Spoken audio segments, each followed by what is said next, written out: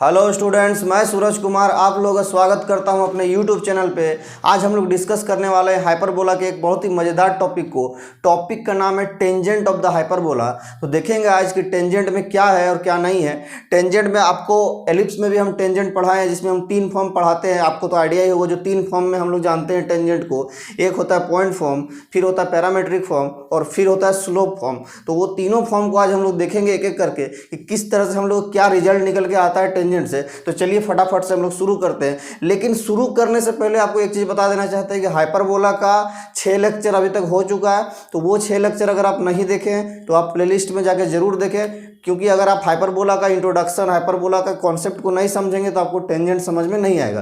तो चलिए हम लोग देखते हैं आज टेंजेंट को।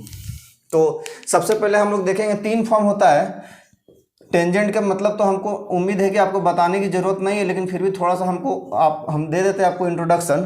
Tangents of the hyperbola.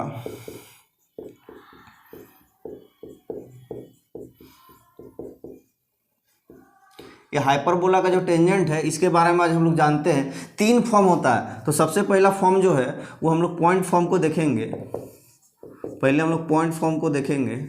Second जो है वो हम लोग पैरामेट्रिक फॉर्म को देखेंगे, पैरामेट्रिक फॉर्म को देखेंगे। और थर्ड जो है वो हम लोग स्लोप फॉर्म को देखेंगे। सबसे ज़्यादा इसमें इंपॉर्टेंट हो जाता है हम लोग स्लोप फॉर्म ऑफ टेंजेंट। क्यों इंपॉर्टेंट हो जाता है? क्योंकि जनरली जो एग्जाम होता है टीजीटी और पीजीटी का, उससे ये वाला फॉर्म जो स्लोप फॉर्म है उससे बहुत ज़्यादा क्वेश्चन पूछ लिया जाता है। एलिप्स रहे, चाहे पैराबोला रहे, चाहे हाइपरबोला रहे, चाहे रेक्टेंगुलर हाइपरबोला रहे, ये स्लोप फॉर्म से ही बहुत ज़्यादा क्वेश्चन पूछ लिया जाता है। और ये पैरामेट्रिक फॉर्म और पॉइंट फॉर्म से उतना ज़्यादा नहीं पूछा जाता है as comparative to slope form. ठीक है, तो चलिए हम लोग देखते हैं स्लोप फॉर्म को। क्या सबसे पहले तो पॉइंट फॉर्म को ही शुरू करते हैं। तो पॉइंट फॉर्म को शुरू करने से पहले तो आपको हम बता देते हैं।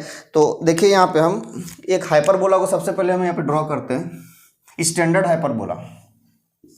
ये कैसा हाइपरबोला है? स्टैंडर्ड हाइपरबोला है, जिसका सेंटर कहाँ पे? ओरिजिन पे है। इसका सेंटर 0,0 ओरिजिन पे है। इसका इक्वेशन कितना हो जाएगा भाई? तो x² by a² minus y² by b² is equal to -1। यही स्टैंडर्ड इक्वेशन है हाइपरबोला का। तो हम लोग किसी पॉइंट पे देखेंगे, किसी पॉइंट पे क्या देखेंगे कि हाइपरबोला का टेंजेंट। तो कोई एक पॉइंट मान के चलिए यहाँ पे लाई कर रहा होगा, ये इस पॉइंट पे x1, y1 है ना, x1, y1 है। तो इस x1, y1 पे एक टेंजेंट को हम लोग ड्रॉ करते हैं और उस टेंजेंट का इक्वेशन लिखने की कोशिश करते हैं। तो एक टेंजेंट यहाँ पे हम ड्रॉ कर देते हैं। देखिए इस पॉइंट पे मान लीजिए टेंजेंट है, ठीक है, ये पॉइंट x1, y1 है। तो इसी पॉइंट पे टेंजेंट लिखना है। तो टेंजेंट लिखने का सबसे अच्छा तरीका और सबसे बेहद खूबसूरत तरीका क्या होता है? तो खूबसूरत तरीका यही होता है कि अगर किसी पॉइंट पे हम लोग को टेंजेंट लिखना है तो इसी पॉइंट से इस इक्वेशन पे हम लोग रिप्लेस करते हैं। तो कैसे रिप्लेस करते हैं? तो इसका एक x को रिप्लेस करते हैं x1 से और एक y को रिप्लेस करते हैं y1 से। तो जो रिजल्ट निकल के आता है भाई वही हम लोग का इक्वेशन ऑफ टेंजेंट हो जाता है। तो यही आपको हम एलिप्स में ही बता चुके हैं और यही आपको पैराबोला में भी बता चुके हैं। तो बस उसी को अप्लाई करेंगे इसमें भी। ठीक है, तो यहाँ पे हम यहाँ पे डायरेक्टली लिख देते हैं। तो सबसे पहले यहाँ पे हम पॉइंट फॉर्म लिख दे रहे हैं कि हम लोग पॉइंट फॉर्म को डिस्कस कर रहे हैं। पॉइंट फॉर्म क्यों नाम है? क्योंकि थ्रू एक पॉइंट के थ्रू ही हम लोग जो है इक्वेशन ऑफ टेंजेंट को लिखने का कोशिश कर रहे हैं। ठीक है, तो पॉइंट फॉर्म में यहाँ पे डिस्कस करते हैं। तो पॉइंट फॉर्म में सबसे पहली बात यहाँ पे क्या आ जाता है? तो सबसे पहली बात ये है कि डिस्टर्ब कहे चाहे रिप्लेस कहे, जो भी कहेंगे, हम रिप्लेस भी लिख दे रहे हैं। 1x by x1 and 1y by y1। ठीक है, तो इस तरह से हम लोग लिख सकते हैं। तो सबसे पहले कैसे हम लोग इक्वेशन ऑफ टेंजेंट लिखेंगे? देखिए ये जो इक्वेशन है इसको एक x को x1 से और एक y को y1 से डिस्टर्ब करना। तो पहले इसको एक x और एक y में तोड़ देते हैं। ये जो x² है इसको x इंटू एक्स लिख सकते हैं बाई a²।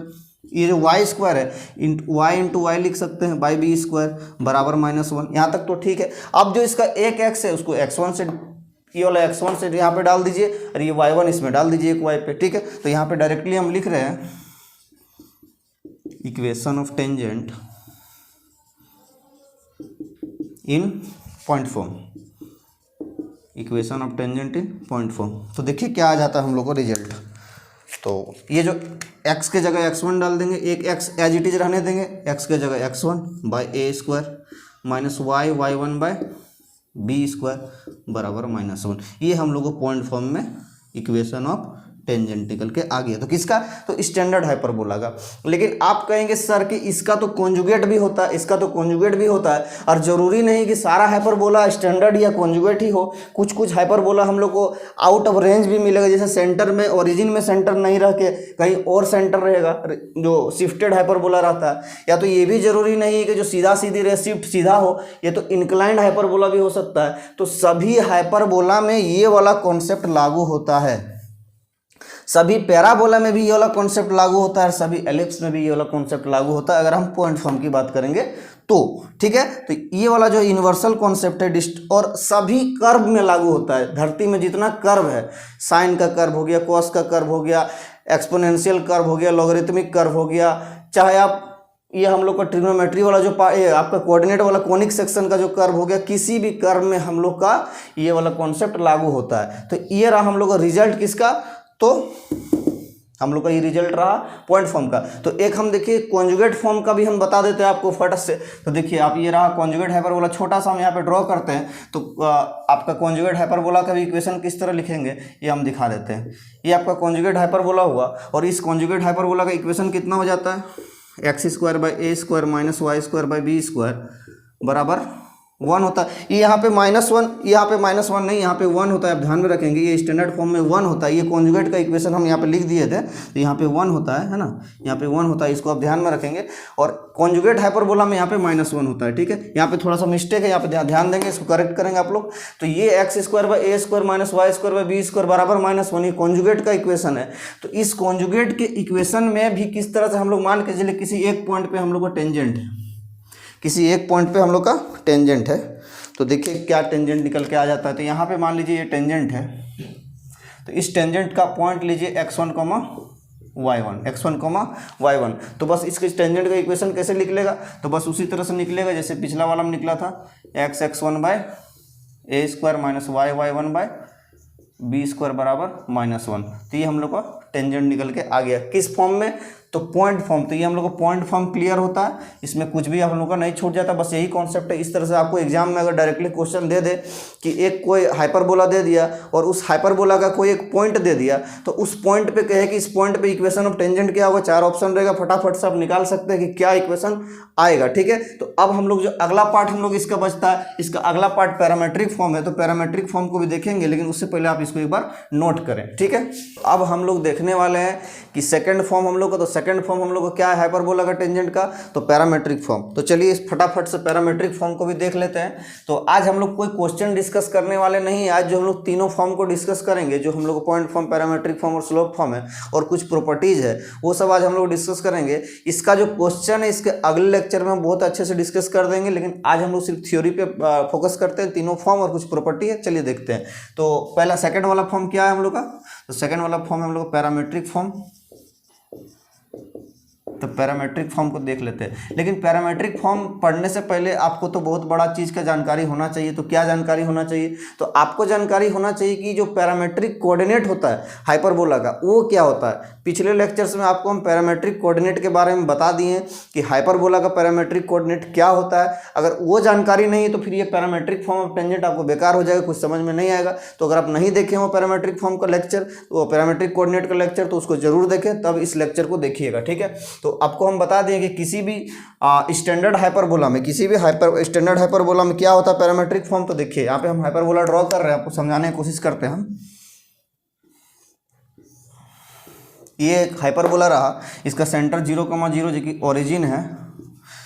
हाइपरबोला का equation x² by a² - y² by b square बराबर 1। ये स्टैंडर्ड हाइपरबोला है, कॉन्जुगेट नहीं है, नॉर्मल वाला है। ठीक है, तो इस पे किसी भी पॉइंट का पैरामेट्रिक कोऑर्डिनेट क्या होता है? तो पैरामेट्रिक कोऑर्डिनेट होता है a sec theta, b tan theta, यही होता है। तो सर थीटा क्या है? तो इसेंट्रिक एंगल है, बस यही थीटा ही सब कुछ खेल करता है। तो किस पॉइंट पे कैसा कर्व होगा, कैसा कर्व हम लोग को जाएगा, उसका लोकस क्या होगा। तो ये जो इसेंट्रिक एंगल थीटा है, यही पैरामीटर, और यही पैरामीटर डिसाइड करेगा कर्व का नेचर कैसा होगा। ठीक है, तो चलिए मान लेते हैं एक कहीं पे पॉइंट है यहाँ पे आपका a sec theta, b tan theta.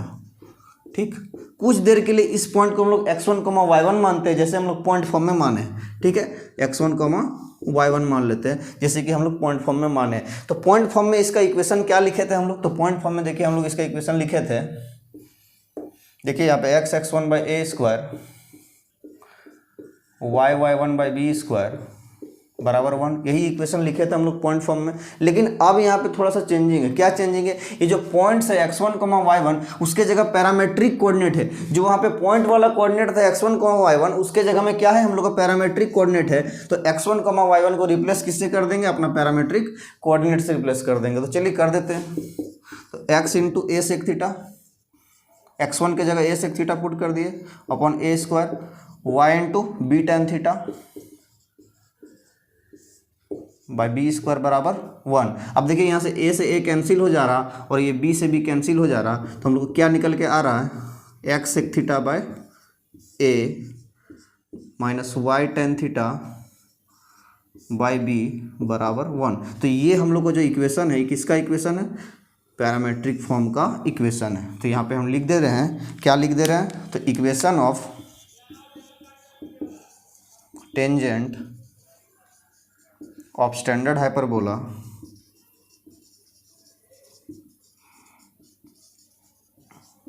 In which form, तो इन पैरामेट्रिक फॉर्म। तो अब आपका एक ड्यूटी रहा, तो क्या ड्यूटी रहा, तो हम आपको बता दिए स्टैंडर्ड फॉर्म का लिखने, ये स्टैंडर्ड फॉर्म का इक्वेशन लिखने। आपको क्या काम रहा, आप कॉन्जुगेट फॉर्म का लिखेंगे, ठीक है। कॉन्जुगेट फॉर्म का क्या लिखेंगे, तो कॉन्जुगेट फॉर्म का पैरामेट्रिक फॉर्म में टेंजेंट लिखेंगे, ठीक है। ये आपका नोटबुक में होना चाहिए, आप खुद से लिखेंगे। ये आपका एक पार्ट हम आपको कर दिए, ये आप खुद से करेंगे तो आपको बहुत ही ज़्यादा कॉन्फिडेंस महसूस होगा कि हाँ हम भी कुछ कर रहे हैं, हम भी कर पा रहे हैं, ठीक है। तो इसका सेकेंड वाला पार्ट जो है कॉन्जुगेट वाला पार्ट आप खुद से करेंगे, ये आपका ड्यूटी रहा। तो यही हम लोग इक्वेशन रहता है, x sec theta by a minus y tan theta by b is equal to 1, ये इक्वेशन है। तो एग्जाम में कैसे कैसे क्वेश्चन आपसे पूछ सकता है टेंजेंट से, आपको बता देते हैं। तो सबसे पहले पैरामेट्रिक कोऑर्डिनेट पूछ लिया जाता है, उसके बाद से ये इक्वेशन, ये वाला इक्वेशन आपको दे देगा हाइपरबोला का, और आपसे 4 ऑप्शन दे देगा टेंजेंट का। तो ये 4 ऑप्शन में ये आपका एक मिल सकता है, ये वाला इस तरह से इक्वेशन पूछा जा सकता है। और क्या पूछा जा सकता है, आपका इस टाइप से 4 इक्वेशन लिख देगा टेंजेंट का और पूछ लेगा ये कौन फॉर्म है, स्लोप फॉर्म है टेंजेंट का, पैरामेट्रिक फॉर्म है या पॉइंट फॉर्म है या नॉन ऑफ दिस, इस तरह 4 ऑप्शन आपसे आ सकता है। तो इस तरह से आपसे क्वेश्चन पूछा जा सकता है, ठीक है। तो ये हम लोग का 2 फॉर्म अभी हम लोग को क्लियर हो जाता है, और तीसरा फॉर्म हम लोग का स्लोप फॉर्म है। इसके बाद हम लोग स्लोप फॉर्म को देखते हैं और कुछ प्रॉपर्टी है उसको भी देखते हैं। तो स्टूडेंट अब हम लोग का बारी क्या है, अब हम लोग का स्लोप फॉर्म पढ़ने की बारी, जो कि बहुत ज़्यादा इंपॉर्टेंट है। एग्जाम में स्लोप फॉर्म से पिछला बार क्वेश्चन आया हुआ है, जो स्लोप फॉर्म का क्वेश्चन है वो पिछला बार आया हुआ है, लेकिन एलिप्स से पूछा है ज़्यादा, तो इस बार उम्मीद कीजिएगा हाइपरबोला से पूछ सकता है, ठीक है। तो चलिए देखते हैं यहाँ पे हम लोग स्लोप फॉर्म ऑफ टेंजेंट किस तरह से आता है। तो ये एक हम लोग का हाइपरबोला रहा, इसका सेंटर जो है 0,0 है। इसका इक्वेशन हम लोग को आ जाएगा x square by a square minus y square by b square बराबर 1। ये x square by a square minus y square by b square बराबर 1, ये हम लोग को इक्वेशन आ गया, ठीक है। तो किसी पॉइंट पे क्या है हम लोग का टेंजेंट है, तो उस टेंजेंट को हम लोग ड्रॉ करते हैं फट से। तो ये टेंजेंट मान लीजिए इस पॉइंट पे है, किस पॉइंट पे है, तो इस पॉइंट पे है। तो यहाँ पे टेंजेंट हम लोग ड्रॉ कर देते हैं, ठीक। तो ये पॉइंट मान लीजिए ये फर्स्ट क्वाड्रेंट में है, तो फर्स्ट क्वाड्रेंट में ये मान लीजिए x1, y1 है, ठीक है, x1, y1 है। तो इसका हम लोग को क्या निकालना है, इस टेंजेंट का स्लोप फॉर्म में इक्वेशन निकालना है, ठीक है। तो इसका इस लाइन जो ये टेंजेंट दिख रहा है, इसका स्लोप मान लेते हैं हम लोग क्या है, m है, क्या है, m है, स्लोप मान लेते हैं m है। तो उस हिसाब से इसका इक्वेशन क्या हो जाएगा भाई, तो उस हिसाब से इसका इक्वेशन हो जाएगा y बराबर mx प्लस सी, y बराबर mx प्लस सी, ये इक्वेशन आ गया। और अगर हम पॉइंट फॉर्म से इसी का इक्वेशन लिखना चाहेंगे, तो इसका पॉइंट फॉर्म से इक्वेशन क्या होता है, x(x1) by A square minus y(y1) by B square बराबर 1। यही इसी लाइन का 2 इक्वेशन आ गया। तो ये हम लोग का स्लोप फॉर्म में इक्वेशन हुआ और ये हम लोग का पॉइंट फॉर्म में इक्वेशन हुआ। लेकिन हम लोग यहाँ पे देखिए क्या क्या मालूम नहीं है, ये हम लोग को सी मालूम नहीं है, जो कांस्टेंट वाला टर्म है हम लोग को सी मालूम नहीं है। स्लोप तो मान लीजिए कि दिया हुआ, चलिए इस लाइन का स्लोप मालूम हम लोग को, ठीक है, लेकिन ये सी मालूम नहीं है। तो इस सी को फाइंड करेंगे, तो सी को हम लोग फाइंड कैसे करेंगे, चलिए देखते हैं। आप पिछला अगर आप एलिप्स को पढ़े होंगे, अगर आप यहाँ पे एलिप्स अगर पढ़े होंगे, एलिप्स में जब हम स्लोप फॉर्म पढ़ाए हैं एलिप्स में, स्लोप फॉर्म ऑफ टेंजेंट अगर हम पढ़ाए ही हैं, आप देख सकते हैं वहाँ पे एलिप्स वाला प्लेलिस्ट में जाके, या तो जो टीजीटी पीजीटी वाला प्लेलिस्ट है उसमें भी आपको एलिप्स का लेक्चर मिल जाएगा। तो स्लोप फॉर्म ऑफ टेंजेंट जहाँ हम पढ़ाए हुए हैं वहाँ पे आप देखिएगा कि हम क्या निकाले हुए हैं, यही सेम कंडीशन यही रहता है, बस इस हाइपरबोला की जगह एक एलिप्स रहता है और सी का वैल्यू क्या निकल के आता है, सी स्क्वायर का वैल्यू होता है A square M square plus B square. ये हम लोग को सी स्क्वायर का वैल्यू रहता है किसमें, तो एलिप्स में, ठीक है। तो ये एज इट इज डेरिवेशन जो है हम लोग को हाइपरबोला में भी करना है, ठीक है। जैसे एलिप्स में डेरिवेशन था, सेम टू सेम हाइपरबोला में भी डेरिवेशन होगा, इसीलिए उस डेरिवेशन को हम स्किप कर रहे हैं। आप चाहे तो एलिप्स में जाके देख सकते हैं, नहीं चाहे कोई दिक्कत नहीं, ठीक है। तो उस एलिप्स, उस जो डेरिवेशन है उसको हम स्किप करते हैं, हम डायरेक्टली सी स्क्वायर का वैल्यू यहाँ पे लिखते हैं। तो इस एलिप्स में होता है सी स्क्वायर बराबर A square M square plus B square, लेकिन इस हाइपरबोला में क्या होता है, इन हाइपरबोला, ये वाला क्वेश्चन जो एग्जाम में पिछला बार पूछा हुआ है, ठीक है। तो हो सकता है इस बार हाइपरबोला वाला पूछ ले। तो इन हाइपरबोला, एलिप्स वाला तो पूछ लिया है, हो सकता है हाइपरबोला का पूछ ले इस बार। In hyperbola we have C square is equal to A square M square minus B square. ये बहुत ही इंपॉर्टेंट है, इसको आप ध्यान में रखेंगे, ठीक है। इसमें क्या था, सी स्क्वायर का value A square M square, यहाँ प्लस है, और इसमें क्या A square M square minus B square है, वहाँ प्लस बी स्क्वायर है, ठीक है। तो बस प्लस माइनस का फर्क है, इसको आप ध्यान में रखेंगे। तो इस हिसाब से सी का वैल्यू क्या आ जाएगा, तो C is equal to plus minus root under of A square M square minus B square, यही आ जाएगा सी का वैल्यू। प्लस माइनस दोनों आएगा, क्योंकि स्क्वायरिंग कीजिएगा तो इसका माइनस वाला का भी स्क्वायर कीजिएगा तो फिर भी यही खड़ा होगा, प्लस वाला का भी स्क्वायर कीजिएगा तो यही खड़ा होगा, ठीक है। तो सी का दो वैल्यू निकल के आया, plus A root under A square M square minus B square, और माइनस रूट अंडर ए square M square minus B square, ठीक है। तो हम लोग को इस हिसाब से इक्वेशन क्या आ गया, तो यहाँ पे हम डायरेक्टली लिख रहे हैं, क्या लिख रहे हैं देखिए, ये वाला डेरिवेशन आप देख लीजिएगा एलिप्स में जाके, अब अच्छे से हम करा के रखे हुए हैं वहाँ पे, ठीक है। तो equation of tangent in slope form is y is equal to M x plus, C है, सी का वैल्यू क्या है, ये वाला है, तो प्लस माइनस है root under of A square M square minus B square, ठीक है।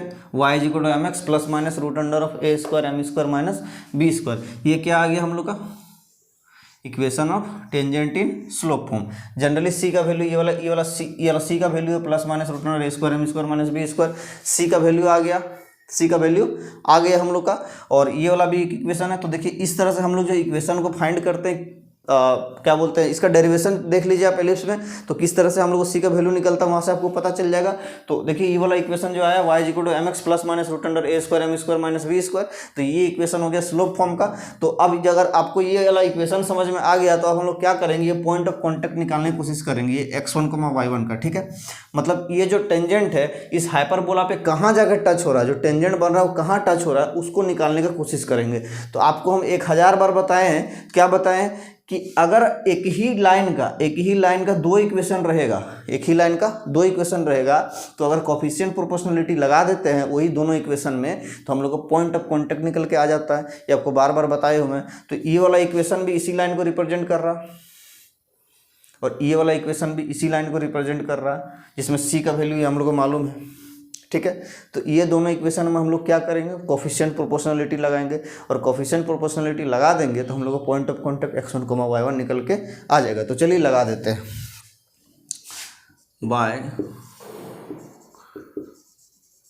कोफिशिएंट प्रोपोर्शनलिटी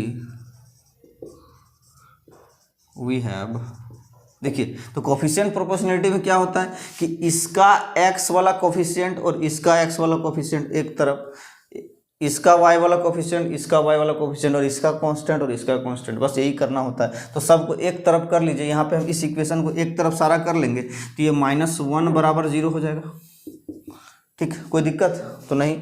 और इसको अगर इधर कर लेंगे तो क्या निकलेगा, जाएगा M X minus Y plus C बराबर 0, यही आएगा। इस y को उधर ले गए mx minus Y plus C बराबर 0। तो ये वाला इक्वेशन आपको दिख रहा होगा और ये वाला इक्वेशन अगर आपको दिख रहा होगा तो इन दोनों में हम लोग क्या लगाएंगे, कोफिशिएंट प्रोपोर्शनलिटी लगाएंगे तो निकल के आ जाएगा। तो चलिए पहले इसका देखते हैं। तो इसका कोफिशिएंट क्या है भाई, x1/a²। x का कोफिशिएंट क्या है, x1/a²।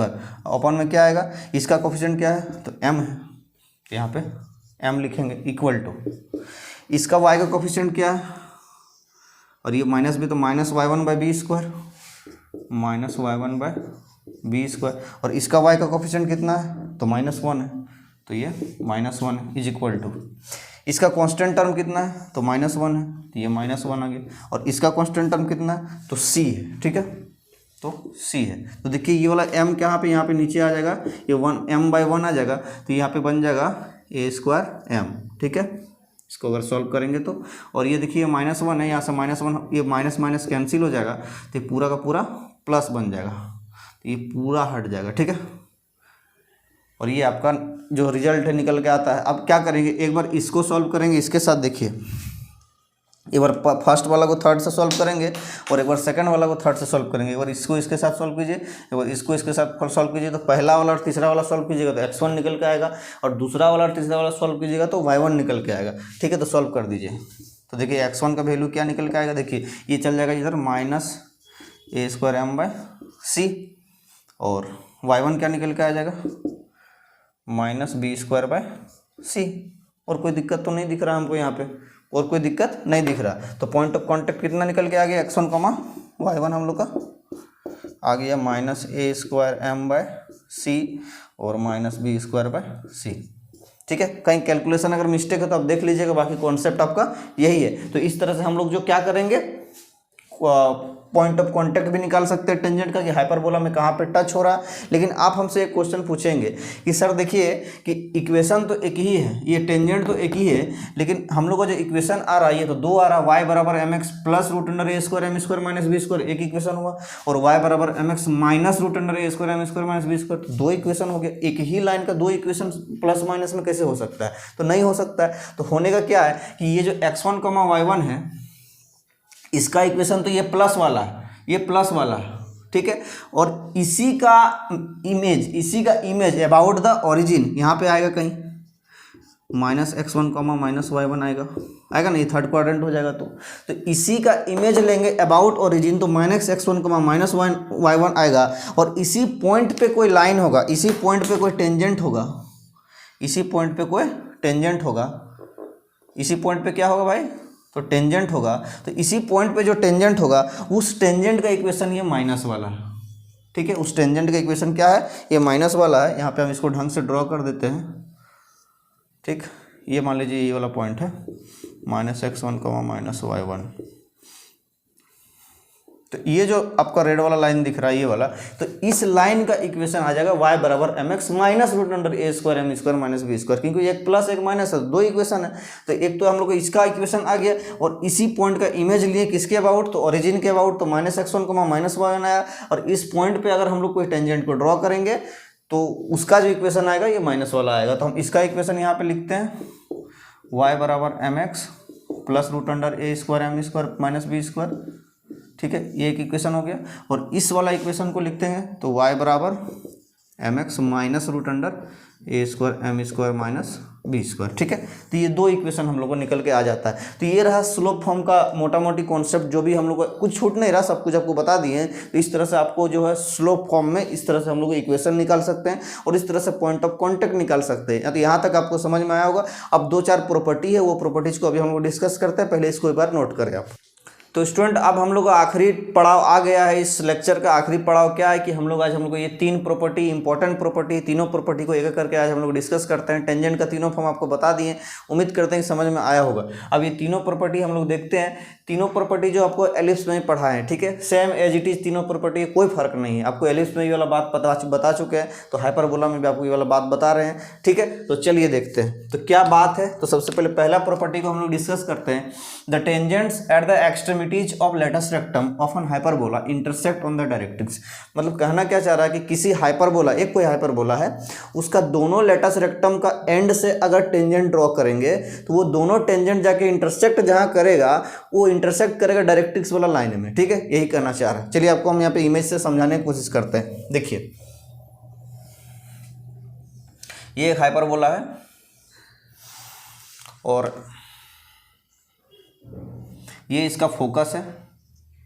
ठीक है, फोकस है तो फोकस A,0 फोकस, और ये इसका लेटस रेक्टम रहा, ये इसका लेटस रेक्टम है। तो ये लेटस रेक्टम किसी पॉइंट पे यहाँ mn मान लेते हैं, ये पॉइंट m है, ये पॉइंट n है ना। और यहाँ पे इसका डायरेक्ट्रिक्स एक, ये इसका डायरेक्ट्रिक्स है, और ये डायरेक्ट्रिक्स कितना होता है, ये वाला पॉइंट A/E,0 होता है ना।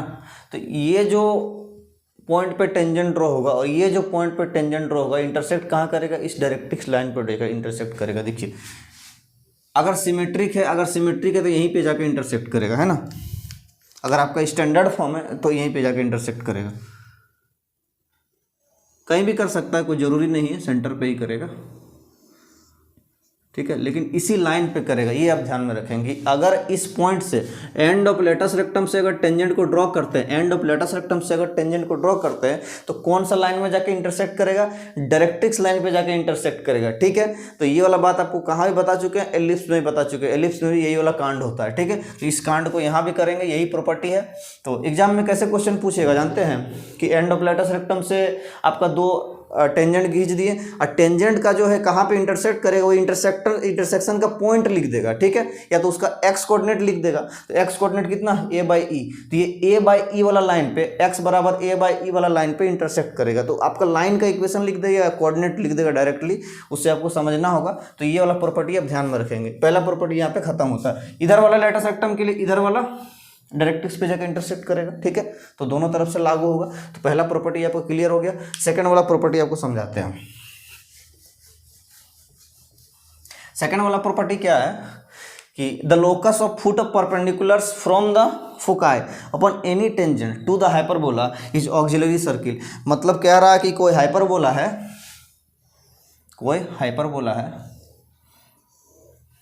यही हाइपरबोला है, अच्छा दिख रहा है। तो क्या है कि इसका एक फोकस यहाँ पे S/A,0 और इसका एक फोकस यहाँ पर भी है S-A,-0।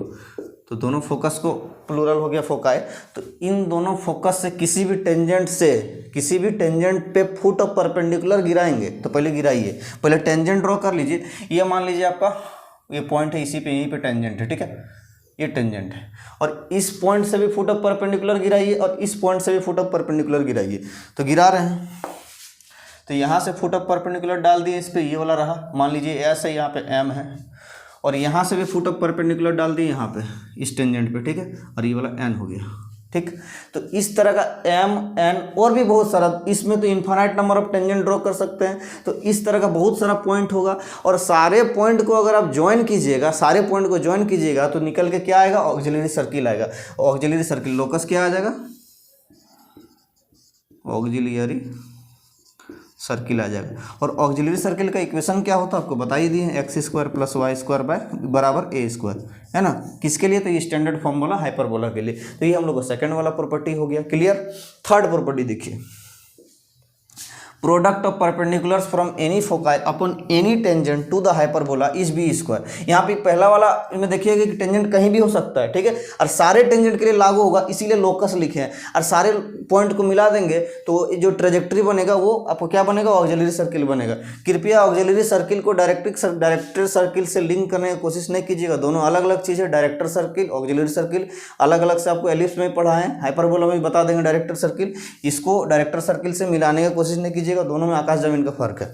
ठीक है, थर्ड वाला देखिए कि product of perpendiculars from foci upon any tangent to the hyperbola is B²। ये लिखेंगे यहाँ पे सेमी ट्रांसवर्स भी, ये सेमी कॉन्जुगेट भी लिख सकते हैं। ठीक है, B² सेमी कॉन्जुगेट का स्क्वायर होता है, तो ये भी लिख सकते हैं ना। तो यहाँ पे क्या कहना चाह रहा है कि प्रोडक्ट ऑफ परपेंडिकुलर मतलब यही फोकस है कि इस कोई भी टेंजेंट, यही टेंजेंट को मान लेते हैं, ये SM हो गया और ये Sn हो गया, और इस तरह का इन्फाइनाइट नंबर ऑफ टेंजेंट होगा, और ये दोनों फोकस से हम लोग को उसमें भी इन्फाइनाइट नंबर ऑफ परपेंडिकुलर्स गिरेगा। तो उन सभी तो क्या होगा, और इन दोनों को अगर मल्टीप्लाई करेंगे तो क्या, प्रोडक्ट ऑफ परपेंडिकुलर, मतलब Sm इंटू Sn करेंगे, मतलब Sm इंटू Sn करेंगे तो क्या आएगा, b² आएगा। ठीक है, b² आएगा। b² किसके लिए आएगा, अगर इसका इक्वेशन x² माइनस y² बराबर 1 है तो ठीक है, कॉन्जुगेट रहेगा तो फिर a² हो जाएगा, मतलब हम लिख दिया सेमी कॉन्जुगेट, जिसमें जाएगा वही होगा, लागू होगा, जनरलाइज कर दिए सेमी कॉन्जुगेट से। ठीक है, तो और भी कहीं पे टेंजेंट होगा तो उसके लिए भी फिर यही लागू होगा। ठीक है, वो पॉइंट चेंज हो जाएगा, लेकिन product of perpendicular b² semi conjugate का स्क्वायर हो जाएगा। तो ये आपका 3 प्रॉपर्टी होगा, तीनों प्रॉपर्टी को बेहतरीन ढंग से आपको हम समझा दिए, कुछ भी बचता नहीं है आपका। हम उम्मीद करते हैं कि आपको सब कुछ समझ में मोटा मोटी आ गया होगा। नहीं समझ में आया होगा तो कमेंट बॉक्स पे आपको हमको जरूर बताइएगा कि क्या समझ में नहीं आया, उसको अगले लेक्चर में हम डिस्कस कर देंगे। और बात रहा ये जो प्रॉपर्टीज और तीनों फॉर्म का जो टेंजेंट है उसका क्वेश्चंस का, तो क्वेश्चन हम अगले लेक्चर में डिस्कस करेंगे। ठीक है, तो ये तो बात रहा हम लोग आज का क्लास का। और आज दिवाली है, आप लोगों को तो पता ही है, तो आप लोग को हैप्पी दिवाली। और धुन के फटाखा फोड़िए, कोई दिक्कत नहीं है ना, खाली हाथ गोड़ नहीं तोड़ लीजिएगा, लेकिन फोड़िए। ठीक है, आप लोग का फटाखा फोड़ने से और दिया जलाने से अंटार्कटिका में जो बर्फ़ नहीं पिघलेगा, इसलिए टेंशन नहीं लीजिए। ठीक है, और चलिए आज के लिए इतना ही, थैंक यू।